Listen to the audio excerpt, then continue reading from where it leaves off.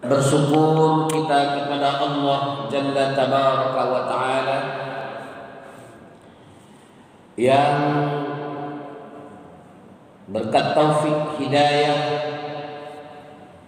dan inayah daripadanya, subuh ini kita bersama-sama dapat hadir di masjid kita yang mulia ini, tentunya dalam rangka pengabdian kita menjalankan fungsi utama kita sebagai seorang hamba, yaitu melaksanakan ibadah salat subuh dengan berjamaah di masjid kita yang tercinta ini. Alhamdulillah. Kemudian kepada Allah juga kita bermohon, semoga salawat dan salam kita semua Allah sampaikan pula buat baginda kita Nabi besar Muhammad sallallahu alaihi wasallam, dengan sama-sama kita mengucapkan Allahumma salli ala sayyidina Muhammadin wa ala ali sayyidina Muhammad. Wassalamu alayka ya Nabi Allah, wassalamu alayka ya Rasulullah sallallahu alaihi wasallam. Bapak Ibu hadirin wal hadirat rahimani wa rahimakumullah. Tadi malam sebelum istirahat, pengurus menelepon saya bahwa ustadz yang akan menyampaikan tausiah atau kajian subuh pagi ini berhalangan. Ya, jadi ban serap pagi kok. Biasa ban serap pun tidak boleh cancak wanu, asal pokok sampai ke tujuan lari enggak. Tapi jangan salah, kalau tidak ada ban serap kan nggak bisa sampai kan. Iya kan? Nah, kemarin saya pecah ban itu di jalan tol dekat Semarang waktu nengok anak ke Jawa. Untung ada ban serap, Pak. Saya empat nggak ada ban serap di jalan tol. Rasanya kalau tidak ada ban serap dijual 1 juta pun ban tua, walaupun harganya tidak sampai segitu. Adiboli juga tuh. Apalah makasih Ustaz, tidak ada makasih. Iya. Mudah-mudahan apa yang menjadi intizar daripada Ustaz kita dapat dilaksanakan dan dapat diselesaikan dengan baik. Amin. Bapak Ibu hadirin wal hadirat yang dirahmati dan dimuliakan Allah. Memang beberapa hari terakhir ini dunia gegap gempita. Memang tidak pernah habisnya dunia ini, Pak ya. Itulah dunia. Hatta zurtumul maqam. Kalau sudah masuk ke liang lahat selesai dunia. Tapi sebelum Anda masuk ke liang lahat, banyak permasalahan yang akan kita hadapi, banyak problematika yang akan menghadang kita, banyak cobaan dan ujian yang akan kita lalui. Pagi ini saya korban subuh ini. Korban apa? Bukan korban karena jadi ban serap, bukan. Korban yang bisa sholat subuh di dalam masjid ini. Kenapa? Pagar kena kunci semuanya. Sampai ada anak-anak yang bilang waktu awak sholat jadi gak husuk jadinya, Pak. Orang gilo, jadi orang gilo. Pak kan dari kecilnya orang gilo, wak sholat surang di aspal gitu ya. Ya ini mungkin gara-gara peristiwa kemarin ustadz kita ditikam lagi-lagi sama orang gila. Saya tanya Pak Aris sama Pak Tony, itu dia sebelum datang ingin diruqyah itu udah kenal atau belum? Mana Pak Tony? Pak Tony, Pak Aris? Bang Aris jauh juga tanya. Saya belum dapat jawaban. Untuk melakukan kejahatan itu tidak instan, tidak kun payakun. Saya tetap curiga, Pak. Jangan-jangan memang sudah direkomendasikan caranya pura-pura gilong dulu, diruqyah dulu. Dah sampai waktunya sudah merasa kenal, tikamnya. Banyak ditikam, suaranya hancak. Ambo walaupun disuruh-suruh imam di situ dek beliau kalau ndak kentap pasobana ndak nyo boleh jadi imam situ Pak. Baru itu nyo jauh lebih hancak diambil suaranya le.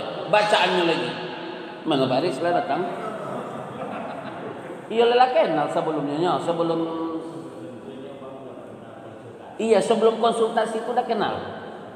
Sebelum dia datang konsultasi itu dia udah kenal belum?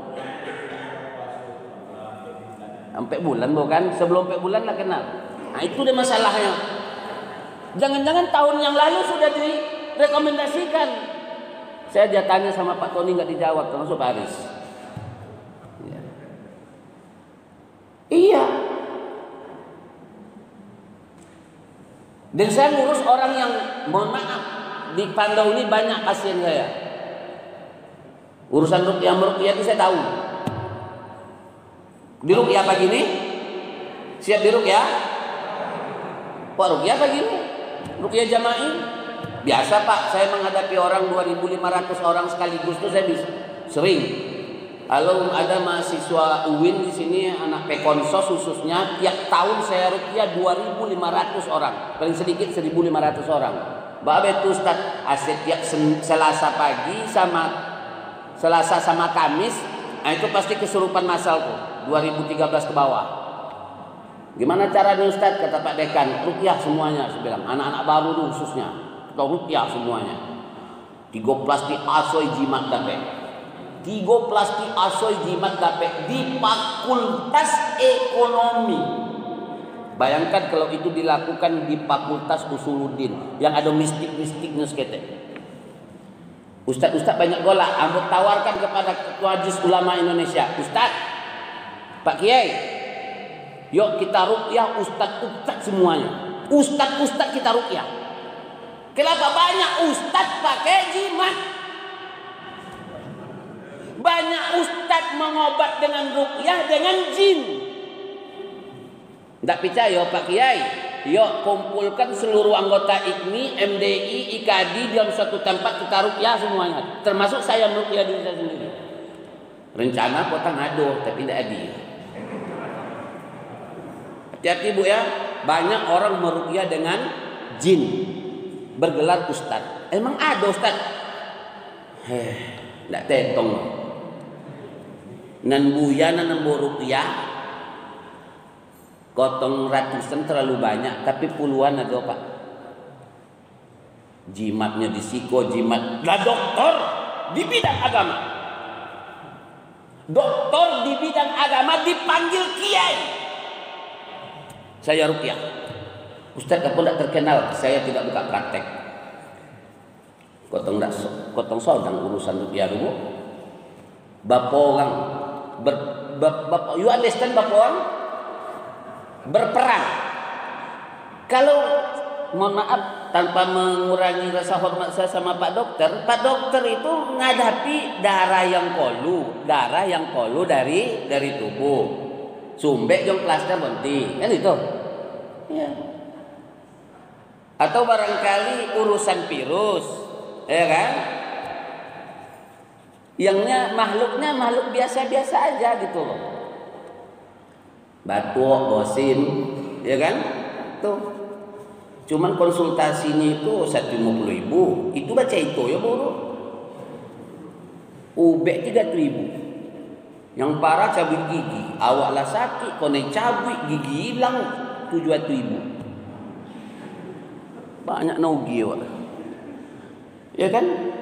Gigi awak kau naik cabut, obatnya 4.000. Kenapa? Sudah cabut langsung tidak sakit 7.000. Nah, itulah lemaknya dokter. Tapi kalau Ustaz ahli ruqyah sudah kena serang dek jin ini siang malam. Bukan dia saja yang diserang, anak istrinya kena serang.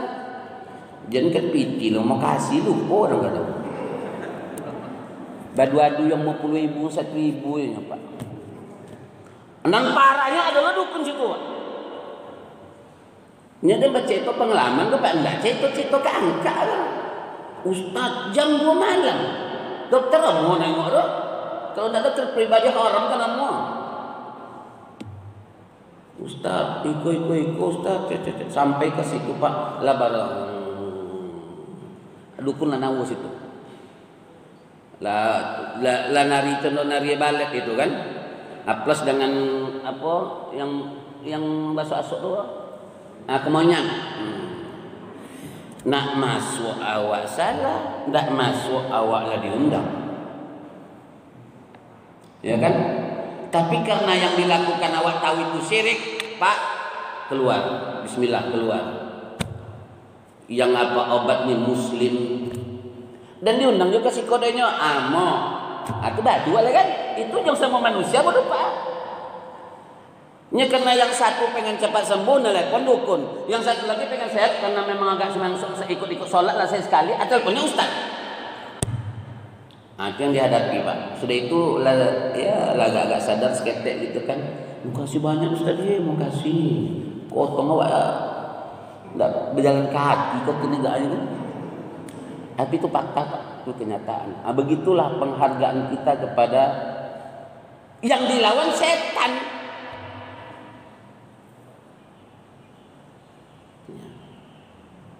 Anak saya pernah langsung tiba-tiba demam. Jinnya kata, katanya, mampus kau katanya. Tuh anak kau udah demam sekarang. Awak kira bagara, awak telepon orang rumah. Sebelum awak telepon, orang rumah telepon dulu. Iku anak tiba-tiba udah mamah dia. Bodoh banget awak.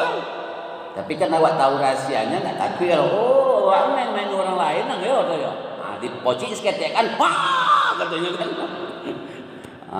Gimana udah sembuh ya? Udah main sepeda lagi gitu. Gitulah setan tuh. Ini dah apa sampai ketik kau apa? Oh, gara-gara musajid dah buka tadi ya. Begitulah. Jadi jangan mudah percaya Pak. Ini gampang kali dikit-dikit stres, dikit-dikit gila. Usut tuntas. Ya Pak Aris ya.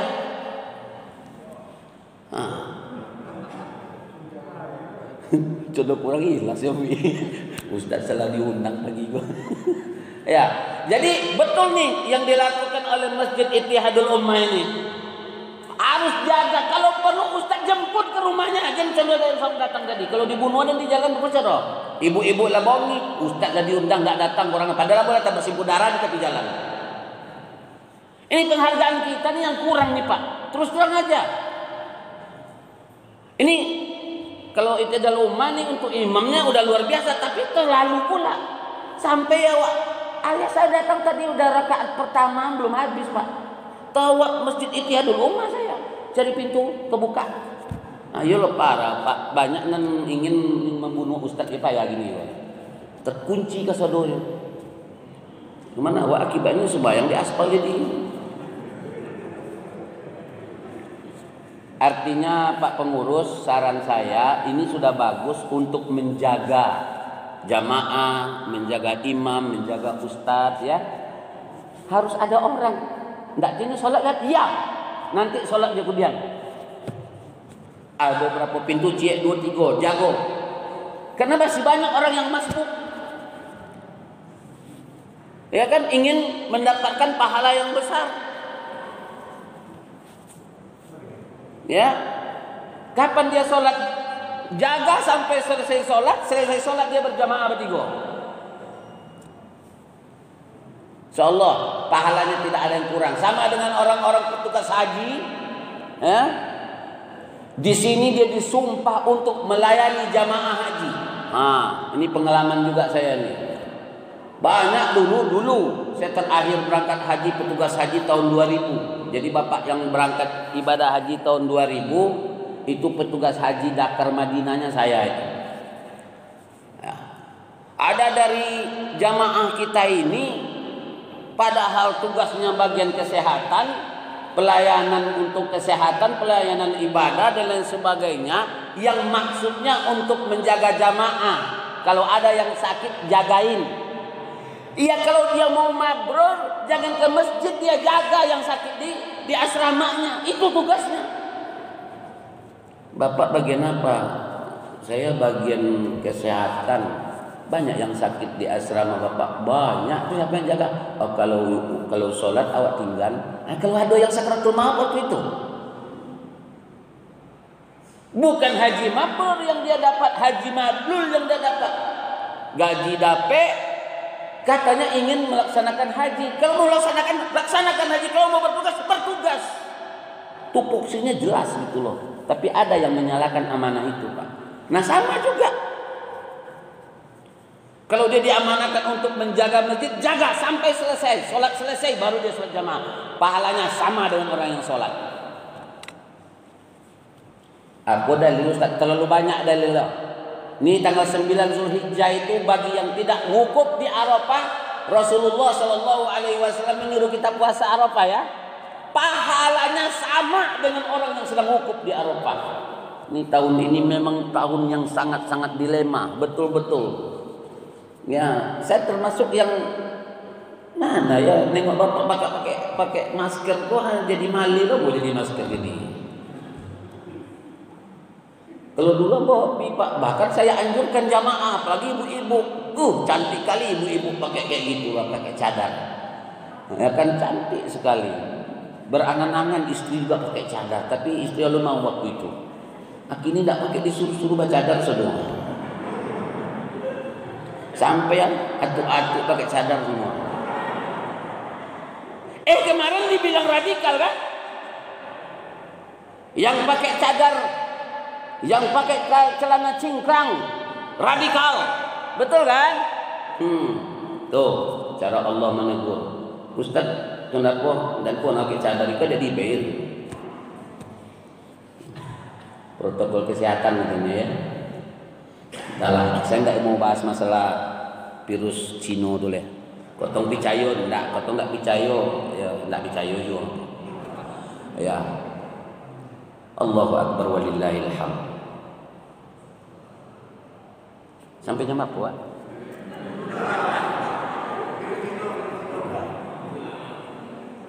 Ya saya Bang Serat tu ni kau nak on tu kaji kan dibaca dah. Peristiwa lainnya Hagia Sophia. Banyak peristiwa akhir minggu ini yang luar biasa. Media sosial, Facebook, Twitter, ya, Instagram, media-media cerita tentang Hagia Sophia. Hati-hati membacanya. Ada yang mengatakan Hagia Sophia berubah jadi masjid. Ya kan? Hagia Sophia dari gereja menjadi masjid. Ada yang cerita seperti itu. Hati-hati. Ini semuanya perang media, Bu. Saya sampai hari ini kotong tak percaya ke corona. Ya, contoh tadi saya bilang, saya kan masih ingat sebelum masjid ini di lockdown kan saya khotib. Saya sampaikan, saya sampai hari ini kok masih bahwa ini semuanya isu elit global. Saya nggak tahu tadi malam baru dapat video lagi gitu kan. Ginjalnya hilang setelah disebut dia kena coronavirus. Kata bola kasadonya. Iyo tahu enggak, saya enggak tahu. Saya menengok aja. Di NTB kayak gitu juga. Yang paling parah di Madura. Nggak pakai covid datanglah kelurit orang. Diambilnya keran dia dibuka di polok-polok ada ini. Sehatnya sampai gini ya. Saya tidak menyuruh Bapak Ibu tidak percaya ya. Saya menyampaikan aja. Maka dalam hal ini kemana kita lari? Kepada ajaran Islam saja kok. Cuci tangan itu ajaran Nabi 14 abad yang lalu. Ada istinsak, ada madmaghah, ada berkumur-kumur, ada bersih hidung. Cuci tangan, an-nazafatu minal iman. Sudah lengkap semuanya, bukan WHO itu. Ya, batuk kan? Kini takut dan batuk di musajid ini. Asal batuk musajid capek lah, curiga aja sudah kan luar biasa. Dulu ceramah lambat ketes. Kini tidak ada nambah batuk luar biasa. Padahal alul hisab masih banyak. Ibu-ibu di belakang hacim. Kini tidak ada yang bosan. Ini hikmahnya luar biasa nih Pak.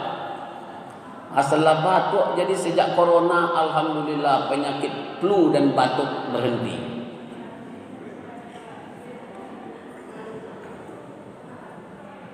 Ini informasi saja, Bu.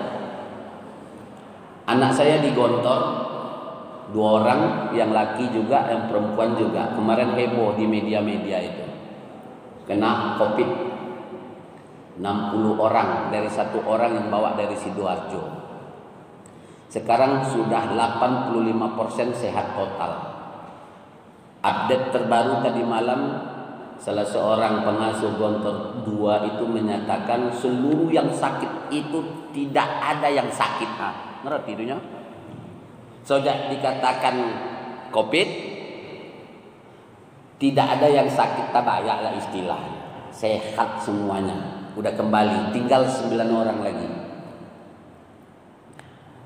Dan Gontor sudah punya PCR sendiri, wakaf dari alumninya. Bukan hanya Gontor yang bisa yang bisa diswab, tapi untuk seluruh masyarakat yang ada di sekitar. Ponyong juga Bupati Ponorogo Condo nam isu. Ini PCR lebih mantap daripada rapid lah. 3,2 miliar. Kok susah kali dapat 3,2 miliar? Setahu saya anggaran untuk COVID itu 9 triliun.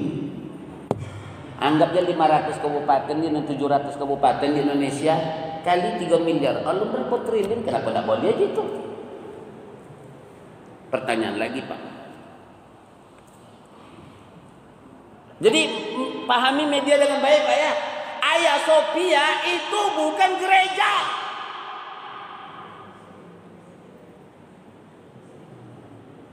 Sebelumnya gereja, saat Al-Fatih datang dan mereka melawan, ini hukum perang.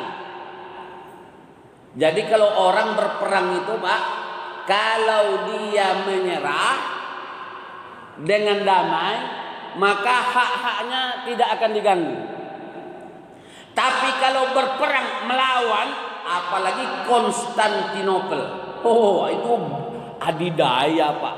Amerikanya sekarang itu datang, umpamanya Indonesia mau menyerang Amerika, kira-kira Amerika nyerah gitu sama merah putih. Sekarang Indonesia mau nyerang Amerika umpamanya, kira-kira Amerika nyerah? Tambah semangat dia melawan kita. Begitulah kira-kira Al-Fatih membawa pasukannya ke Turki, Konstantinopel, yang adidaya di era itu, melawan, kalah, babak belur. Dan Al-Fatih mengatakan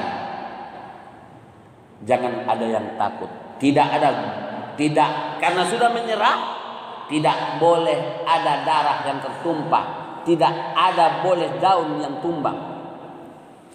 Siapa yang ingin menjalankan ibadahnya sesuai silahkan. Itu yang terjadi. Hagia Sophia saat itu gereja, seharusnya mutlak sudah menjadi milik Al-Fatih dan tentaranya. Kan termasuk negara kalau sudah dikuasai oleh sebuah penaklukan itu berarti kan otomatis milik yang menang kan gitu, Pak ya. Tapi tidak dengan Al-Fatih. Khusus Hagia Sophia yang gereja besar waktu itu dibeli dengan uang sakunya sendiri. Ini masjid ini umpamanya kalau disetujui dijual umpamanya umat Islam di Pando ini bersedia masjid ini dijual, harganya 5 triliun. Ambo yakin pasti mau. Karena masjid ini mungkin 2-3 miliar mungkin kan. Dibeli oleh seseorang 3 triliun. Dijual enggak, Pak? Yakin saya dijual. Apalagi yang membeli itu dalam konteksnya berperang gitu ya. Daripada dirampoknya coba jual 3 triliun wah yang lebih godang di situ kan gitu, istilahnya gitulah kira-kira. Ini apalagi zaman berperang. Dibeli oleh Al-Fatih dengan harga yang pantas. Lalu ditulis dengan tinta emas pembelian itu ada. Kemudian Al-Fatih mewakafkan apa yang dia beli, itulah Hagia Sophia, diwakafkan kepada seluruh umat Islam dunia. Dia karena jadi masjid. Jadi bukan gereja jadi masjid, itu wakafnya Al-Fatih. Nah, tapi media dikatakan Hagia Sophia berubah jadi masjid. Seakan-akan umat Islam itu beringas. Seakan-akan umat Islam itu jahat, intoleran. Mereka lupa berapa banyak masjid-masjid yang ada di Granada, di Hispania, di Spanyol, yang sampai hari ini setelah 600 tahun Islam berkuasa di Spanyol, hampir seluruh masjid-masjid hebat dan besar itu sampai hari ini berubah jadi gereja. Berubah jadi gereja. Bahkan ada yang jadi diskotik dengan paksa. Hagia Sophia dibeli, diwakafkan, dibilang pula intoleran. Itu yang dikatakan Amerika, itu yang dikatakan Eropa, termasuk oleh kaum munafikin di Indonesia. Munafik itu tidak muslim lagi, Pak. Muak kali awak dengar. Kalau boleh saya katakan munafik di Indonesia itu adik beradik, atau adik sepupu, atau adik kembarnya komunis dulu. Kan munafik ini masih muslim juga sebetulnya, Pak. Tapi kalau nengok perangai-perangai munafik di Indonesia ini, itu kembaran komunis rata-rata.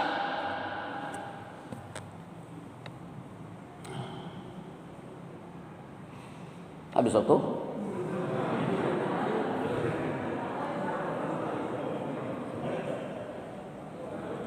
Bapak Ibu hadirin wal hadirat rahimani wa rahimakumullah. Ini kita Idul Kurban. Hari ini kalau tidak salah kita sudah berada pada hari kelima ya, Zulhijjah. Tapi tahun ini terasa hambar rasanya, hambar. Bahkan sejak Ramadan kemarin.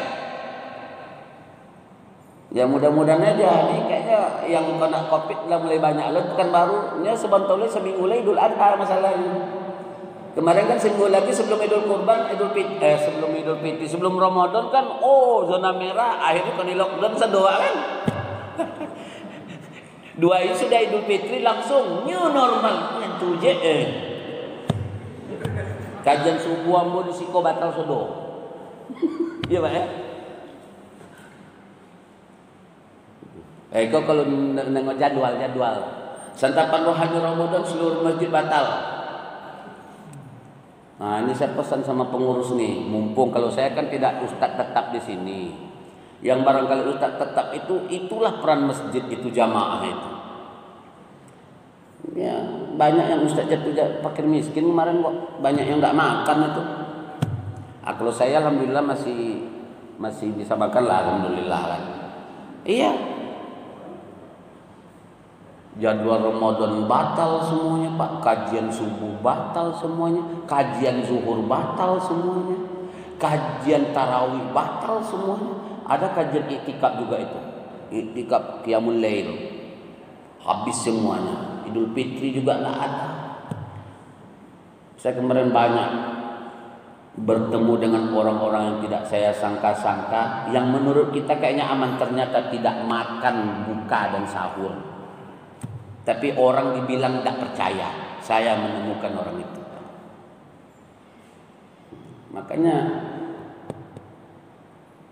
memang dalam RT RW memang harus ada jasus, Pak. Jasus itu mata-mata, bukan memata-mata yang jelek, tidak. Yang real. Ya, siapa fukoro, siapa masakin itu. Sehingga zakat tidak salah sasaran. Di antara yang menerima zakat itu orang-orang yang terhormat jatuh miskin. Takonya apa sawah? Ya. Itu perlu dikasihani.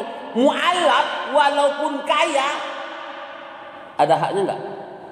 Ada. Wa'al mu'allafatu qulubuhum. Ya. Itu dalam rangka meneguhkan hatinya kepada begini persaudaraan dalam Islam. Itu tujuannya. Kira-kira terasa tahun ini macam-macamnya. Ini memang fitnah dan ujian yang luar biasa kepada kita semua. Kita hadapi dengan sabar, pakai masker malah. Ya. Yalah, kita jalani, kita nikmati. Yang boleh tidak ada yang batuk Ustaz ceramah deh. Tidak ada yang bosin-bosin, alhamdulillah. Ya. Tahun ini tidak ada satupun rakyat Indonesia akan menunaikan ibadah haji. Fitnah luar biasa. Luar biasa cobaannya nih. Ada haji. Ya mungkin ada hikmahnya juga. Mungkin orang-orang Saudi jadi bisa pula nyaman melaksanakan ibadah haji di kampungnya sendiri. Emang orang Saudi itu bisa haji? Tidak bisa haji tiap tahun. Tidak bisa, Bu. Mereka tuh bisa haji sekali 5 tahun.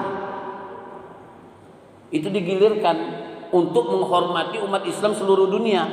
Karena kapasitas haji itu paling top 3 juta cuman Pak. Nggak bisa lebih. Makanya per 1000 orang satu. Umat Islam Indonesia ini, rakyat Indonesia 250 juta. Yang muslim lah mungkin ya. 15%-nya non muslim. 250 juta. Makanya kuota haji untuk Indonesia 250.000. 1.000 jamaah diwakili oleh 1 orang. Itu maksudnya 250.000 itu maksudnya dari 250 juta. Begitulah seluruh dunia. 1.000 jamaah, 1.000 muslim diwakili 1 orang. Makanya berangkat haji itu nggak main-main sebetulnya gitu. Kesempatan yang luar biasa yang Allah anugerahkan pada orang itu. Tahun ini tidak ada. Untuk menjaga-jaga tadi juga lah. Mudah-mudahan ada manfaatnya.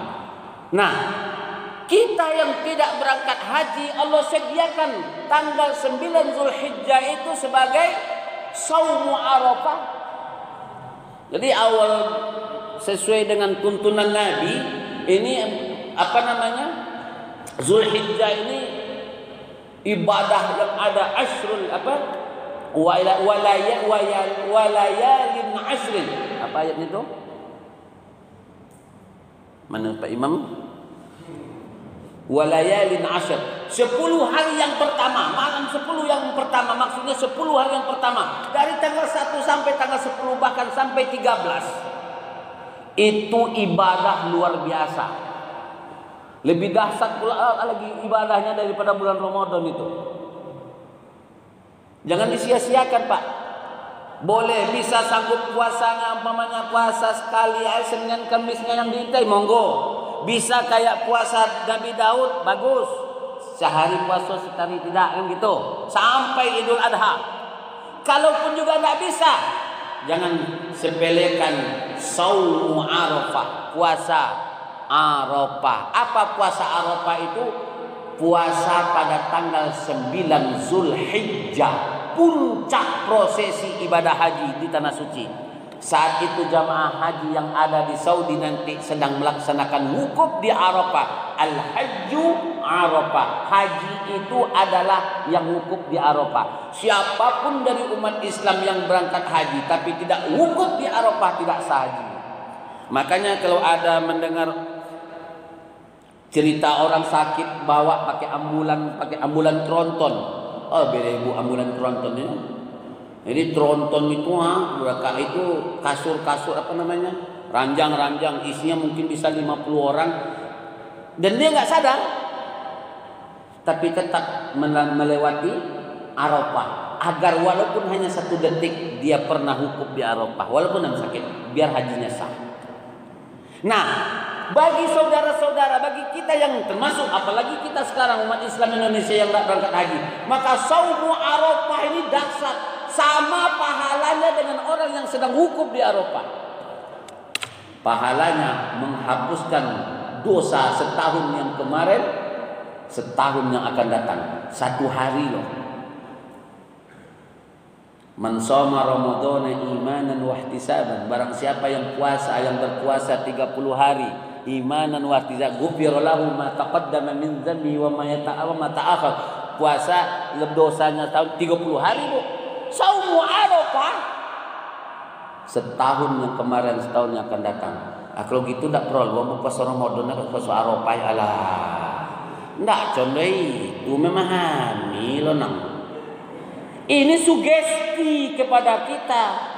Mentang-mentang puasa Arafah menghapus dosa setahun kemarin, dosa setahun yang akan datang, dan puasa Ramadan 30 hari juga seperti itu. Kalau gitu tidak usah puasa Ramadan. Lama diwang, tidak lama dia. Kan gitu. Bukan, ini sugesti, Pak.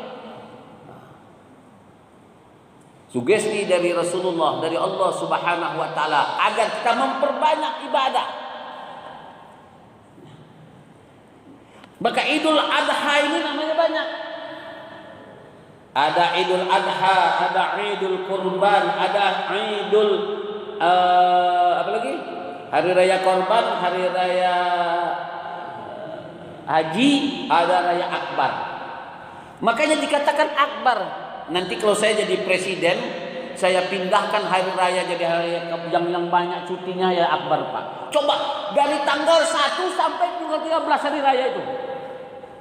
Puncaknya ya tanggal 9, 10, 11, 12, 13. 11, 12, 13 itu haram berpuasa. Mau dagang korban. Termasuk nih baru sekarang ini sebenarnya kita Umar bin Khattab, Umar bin Abdul Aziz, para sahabat itu, para ulama ke pasar itu takbir, Pak. Tapi tidak mesti kayak takbir keliling. Lo nunggu soji beko kan Allahu Akbar Allah. Tidak lah cina itu doh. Perbanyak takbir, tahmid dan tahlil dari tanggal 1 Zulhijjah. Jadi ibu-ibu sambil balik kan Allahu Akbar Allah dalam hati. La ilaha illallah wallahu akbar. Bapak-bapak bagi ke kantor. Allahu Akbar, Allahu Akbar, Allah. Iya, betul itu. Yang bagi yang bertani, Allahu Akbar, Allah. Itu disyariatkan. Nah, kapan nanti rame-ramenya? Nanti tanggal 9 Zulhijjah. 10, 11, 12 sampai tanggal 13 Zulhijjah, ayyamut tasyrik, berakhir takbiran itu asar. Jadi setelah asar nggak ada lagi takbiran. Sebelum asar, dari tanggal 9 udah Allahu Akbar, Allahu Akbar, Allahu Akbar. La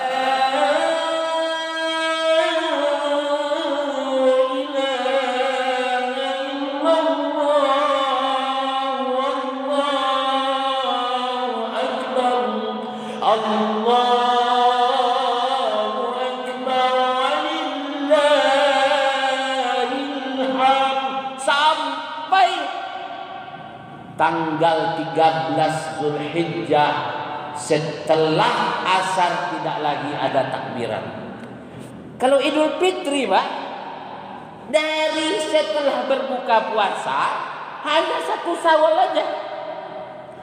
Setelah berbuka puasa itu kan maghrib, pertukaran tanggal dalam kalender Hijriyah atau Komariah itu kan sholat maghrib, ya kan? Saat itulah takbiran sampai khatib naik ke atas mimbar. Sebelum turun ke atas mimbar tidak lagi disyariatkan takbir. Hanya berapa jam? 12 jam cuma. Ya kan? Maghrib 6 sampai jam 2 boleh malam. Jam 2 boleh malam sampai jam 6 jam 12 jam. Hanya lebih kurang 13 jam cuma, Pak, takbirannya. Maka Idul Fitri hanya di Indonesia dan beberapa negara Asia Tenggara yang menghebohkan, menjadikannya luar biasa. Di Indonesianya sampai cuti apa namanya itu, libur nasional itu banyak ya. Kalau ibu pergi ke Saudi ya, yang barangkali yang umroh haji itu, cobalah habis zuhur setelah Idul Fitri itu udah biasa aja kan. Saya 5 tahun di Mesir, Pak. Aduh, sholat Idul Fitrinya itu kalau tidak pergi ke KBRI tidak terasa lebaran Idul Fitri itu, Pak. Tidak terasa. Kenapa? Karena habis sholat subuh kebanyakan dari jamaah di Mesir itu tidak ada yang balik langsung sholat Idul Fitri. Karena memang disunnahkan sholat Idul Fitri itu kan dicepatkan karena dianjurkan tidak berpuasa kan. Udah habis sholat subuh langsung mereka Allahu Akbar, Allahu Akbar, Allahu Akbar. Salat salat apa tuh? Bom.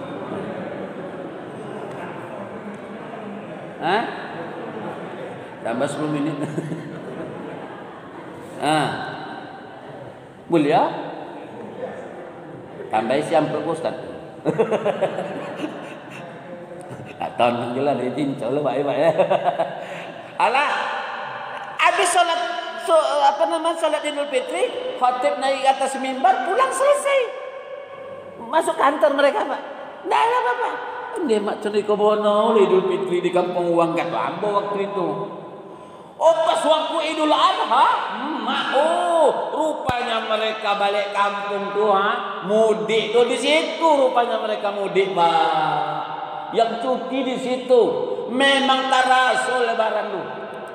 Dari tanggal 9 Zulhijjah rata-rata puasa Arafah. Takbir bergema. 3 hari itu benar-benar takbir, Pak. Dinikmati. Nah, saya jadi presiden nanti saya rubah budaya ini. Tapi kalau Bilo jadi presiden kah? Iya. Ini awak tak. Yang parahnya kobau lihat 50-nya. Abah selosen sudah Idul Adha sado. Habis. Ini kenapa? Ya karena negara kita pun sesudah Idul Adha itu saat itu besok langsung masuk pula kantor kan? Ah ini salahnya. Padahal 12, 11, 12, 13 itu masih lebaran. Buktinya kita masih disyariatkan takbir, kita masih disyariatkan potong korban. Jadi Bapak Ibu yang belum punya uang untuk berkorban sampai hari ini tenang saja. Manalah tahu setelah Idul Kurban nanti, setelah sholat Idul Adha, datang masuk duit ke rekening, kreding, bantai kau bawa lagi. Yang jole, yang pasti jangan setelah sholat asar, setelah tanggal 13 Zulhijjah. Sebelum sholat asar 13 Zulhijjah masih boleh berkurban. Panitia lah bubar, Pak. Awak potong surang, bagikan surang. Saya tidak tahu nih apa pernah sampai ngomong masalah kurban saya di masjid ini, belum ya? Tuh, tambah saja mereka. Nantilah saja itu ya, boleh sampaikan nanti. Artinya apa, Pak? Saya belum dengar orang Pandau ada Pak RW mana? Pak Kades.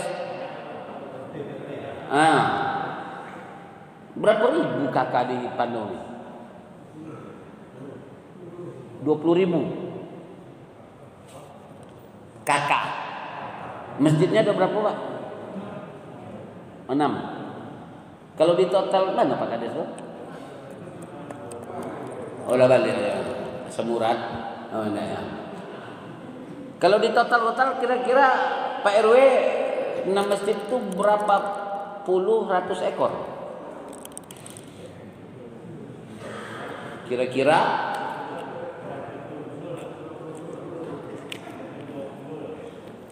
20.000 kakak. Kalau 20.000 kakak itu dikali, nggak usah kali 2 juta lah, 1 juta ya lah baku pikir itu. 20.000 kan 20.000 kakak kan, bukan jiwa kakak. 20.000 kakak kan? Kakak, Pak. Kakak itu kepala keluarga kan? 8.000. Taruhlah 8.000 kakak. Kalau 8.000 kali 1 juta berapa? 8 miliar. Kalau dibolin ke kerbau berapa ekor? 8 miliar beli kerbau berapa ekor? Berapa dong? Copet nandang ahli matematik. Ini serius, bukan anda sekedar bertanya ini. Betul-betul 8 miliar dibagi 60 juta. Berapa, Pak? Berapa? 50 ekor. Iya udah nyoba. Berapa? 500.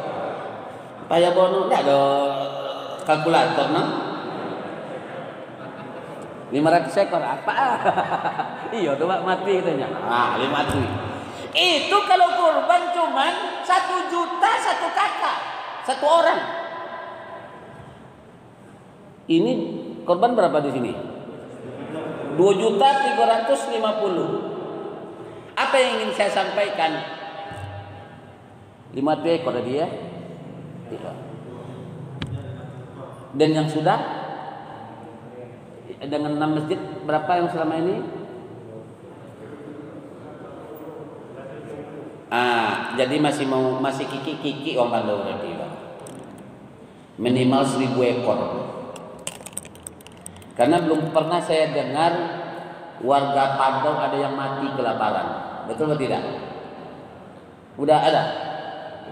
Saya belum pernah baca di koran, dengar di radio desa Pandau meninggal dunia karena kelaparan. Belum saya dengar. Masih kiki kenapa Pak Ustaz? Makan enggak Ibu? Kalau orang enggak mati itu berarti kan dia makan ya. Saya mau jelaskan ini karena mumpung masih ada waktu. Ya. Di Pandau makan sekali makan biayanya berapa? Berapa? Paling murah. Jangan paling mahal. Kalau di situ ampera-ampera 25.000. Kalau enggak ada piti jangan duduk situ.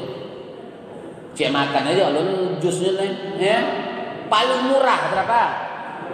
10.000. Setuju? Oke. Makan sehari berapa kali Bunda? 2 kali. 2 kali pagi sarapan, lontong, bakwan 6. Sambonya makannya Bu. 6, 1.000, 2.000, 3.000, lontong 7.000 kan sambonya. Lah 10.000 makan. Kita kakak itu kan ada 8.000 tadi nih. Ya, satu kakak itu kan minimal suami istri. Anggaplah kalau suami istri itu belum punya anak, berdua dia. Kalau ibu dengan anak berarti ibu itu janda. Kalau bapak dengan anak berarti bapak itu juga. Minimal kakak itu minimal berdua kan gitu Pak ya. Padahal di antara kita kakak kita ada 5 orang, 7 orang, 8 orang. Oke, hitung sajalah satu kakak itu 2 orang. Lah, makan 10.000 satu hari sekali makan. Kita makan sehari 3 kali, 30.000. Sebulan berapa? 30.000 kali 30 hari berapa? 900.000 satu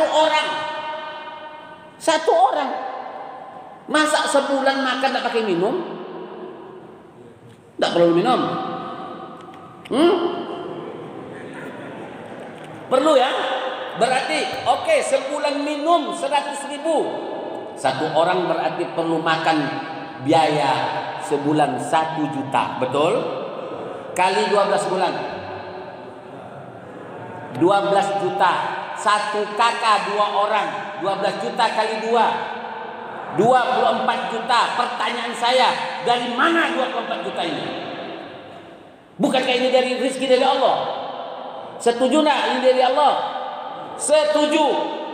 Itu hanya just for homework. You understand homework? Homework it means is mangan. Makan tok.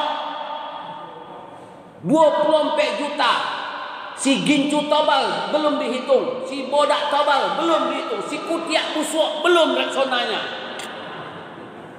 Ansuran rumah tidak termasuk. Ansuran Honda Meong tidak termasuk. Beli pulsa tidak masuk. Beli paket tidak masuk. Apa leh?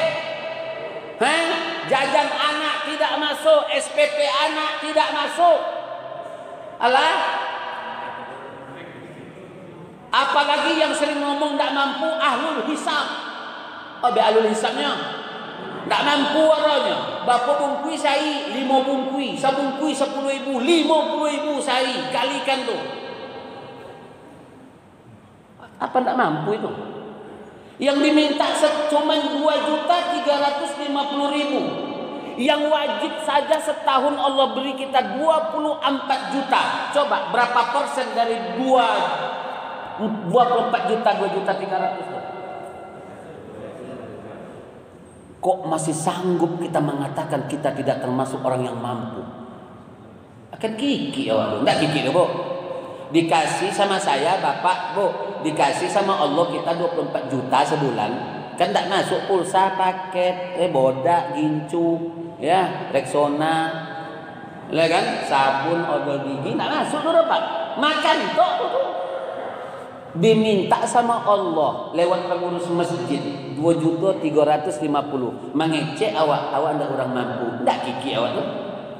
Kiki. Coba bayangkan 2.350.000 ada netong lalu elok dan sendiri ke kicu oleh 2.350.000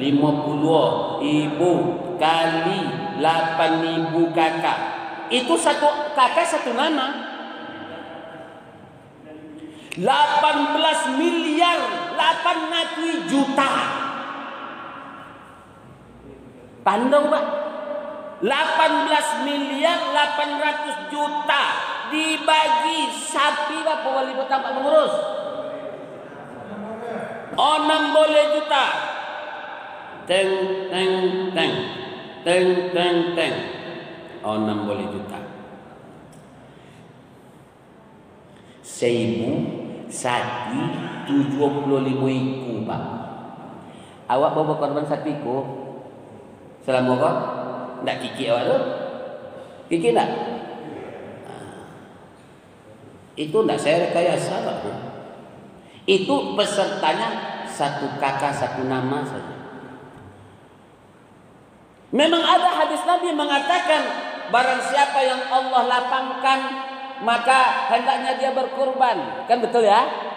Kalau enggak juga mau berkorban, wala yaqrabanna masjidah. Jangan sampai dia mendekati tempat musallana, tempat sujud kami, masjid. Betul ada. Orang yang rezekinya sudah lapang hendaknya berkorban. Betul, betul.